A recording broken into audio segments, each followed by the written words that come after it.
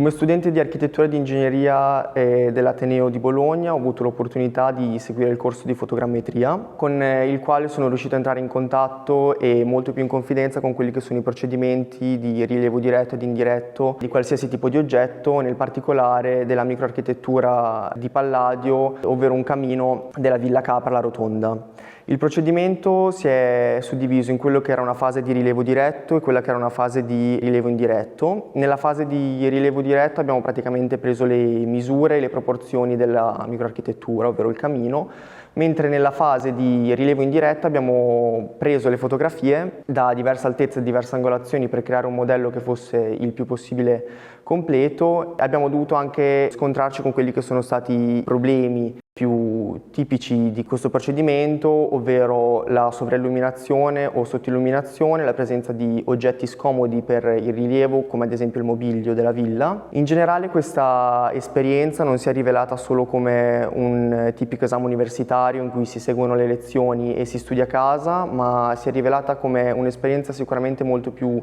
formativa, completa e arricchente. Abbiamo avuto l'opportunità di entrare e vivere sulla nostra pelle quelle che sono le caratteristiche tipiche dell'architettura di Palladio, ovvero l'armonia, la raffinatezza e l'equilibrio, lavorando per 2 giorni consecutivi all'interno di quella che è un'icona dell'architettura rinascimentale, ovvero la Villa Capra alla Rotonda.